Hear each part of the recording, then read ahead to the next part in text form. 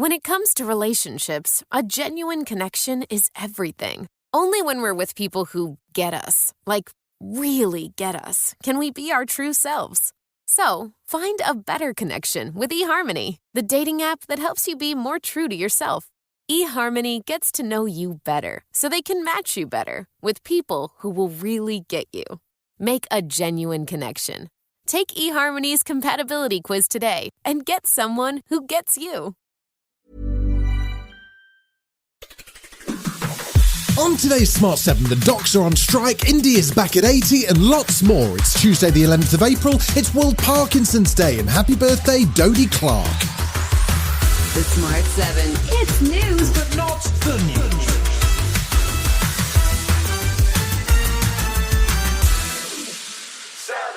A massive 4-day junior doctor strike's underway as thousands of medics have walked out across planned and emergency care in a dispute over pay. The strike's set to have a catastrophic impact on hospital waiting lists, with up to 350,000 appointments and operations likely to be cancelled. The British Medical Association wants a 35% pay rise, which it says would make up for 15 years of below-inflation wage rises, which has caused a recruitment and retention crisis. Health Secretary Steve Barclay says that's unrealistic, but the BMA says he's yet to put any serious offer on the table. NHS Confederation Chief Executive Matthew Taylor says that people should avoid risky behaviour during the strikes because the NHS won't have the capacity to treat them. It's going to be a tough time. We would say to the public, try to use the NHS in the most responsible way you can. And I have to say this as well, try to avoid risky behaviour because the NHS is not going to be able to provide the level of care that we want to provide. Dr Vivek Trivedi, co-chair of BMA's Junior Doctors Committee, says that junior doctors already feel like they're failing patients, and that's what the strikes are about. We're failing the public already because we don't have enough staff to see these patients in a timely manner. And helping to restore our pay is one of the main ways that we can do this. But Dr Lawrence Gurlis has the answer. He says that strikes must be called off for a deal to happen. I don't think these 4-day strikes have achieved anything. We've already had one set of strikes. The government aren't coming to the negotiating table. If they called off the strikes, they would get a reasonable offer.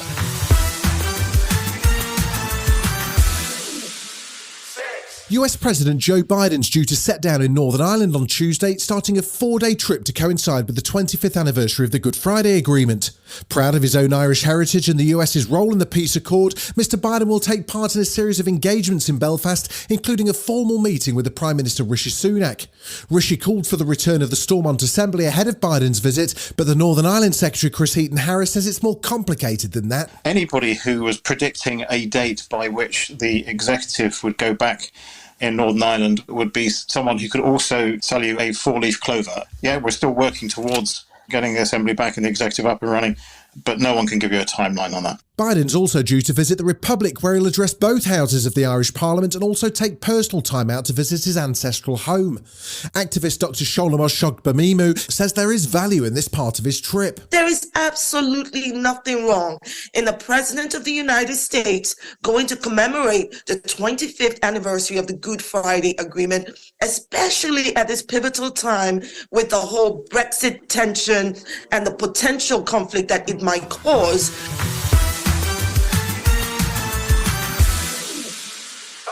China is ready to fight after completing military drills around Taiwan. It's the latest in Beijing's display of military might and comes after Taiwan President Tsai Ing-wen met the US House Speaker in California, which clearly hit a nerve. China made similar shows of power after then Speaker Nancy Pelosi's visit to Taiwan, but it's the first time the Chinese Navy has simulated strikes by aircraft carrier-based warplanes around the island. And Victor Gao, the Vice President at the Center for China and Globalization, is defending the drills. China is fully justified to use whatever it means to send a message that China will never tolerate any further move towards Taiwan independence. Meanwhile, Brian Hioe, editor of the New Bloom magazine, seems to think it's a bit of a boy who cried wolf scenario. He says China's done this too often, and now it doesn't cause any alarm in Taiwan. The thing is that China may have done this too often, actually. It feels a bit like the boy that cried wolf, and so now people do not react as much to threats.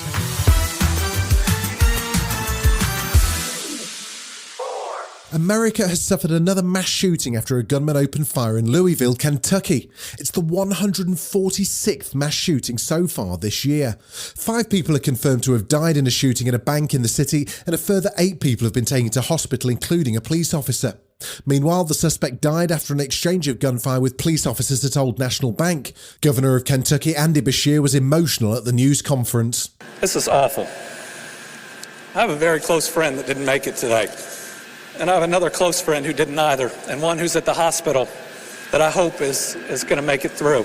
So when we talk about praying, I hope people will. Still to come on the Smart 7, golf glory at the US Masters, and Indiana Jones makes a triumphant return right after this. When it comes to relationships, a genuine connection is everything. Only when we're with people who get us, like really get us, can we be our true selves. So, find a better connection with eHarmony, the dating app that helps you be more true to yourself. eHarmony gets to know you better so they can match you better with people who will really get you. Make a genuine connection. Take eHarmony's compatibility quiz today and get someone who gets you. Welcome back.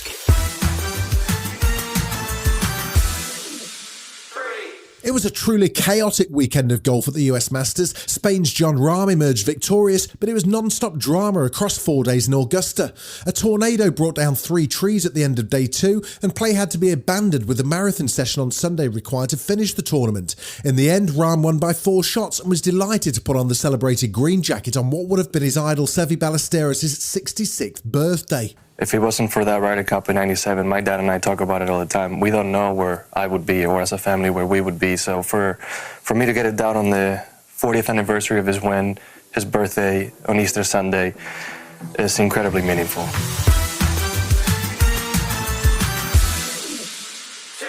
You may know them from Camp Rock, and not least for dating some of the world's most gorgeous women, but the Jonas Brothers almost never happened.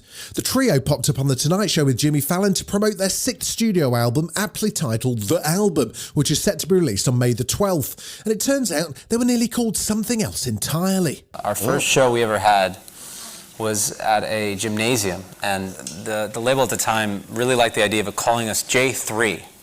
And we felt like it looked too much like a boy band name. So we figured, if we really want to be called J3 for forever, we were like, no. So we figured out, let's be called the Jonas Brothers that day.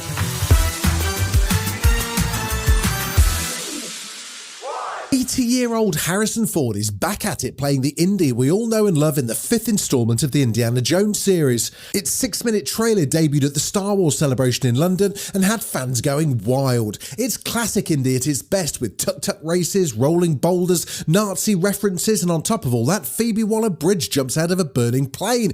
Goodness me. Indiana Jones and the Dial of Destiny hit cinemas on June the 30th, but you can catch the trailer right now. You've taken your chances, made your mistakes, and now a final triumph. Indy! Give him hell, Indiana Jones! A few times in my life I've seen things, but I've been looking for this all my life.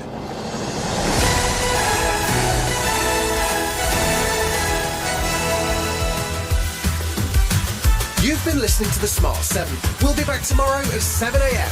Hit that follow button and have a great day. Give us 7 minutes and we'll give you the world.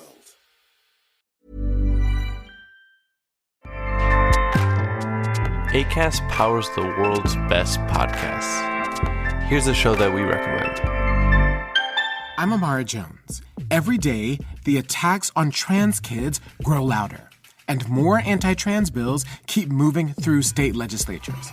In this season of the Anti-Trans Hate Machine, we're going to illuminate how the right wing has fueled these bills by generating a breathtaking and wide-ranging disinformation campaign. It's spreading like wildfire on the internet. It's then being discussed by families and churches. None of this is an accident.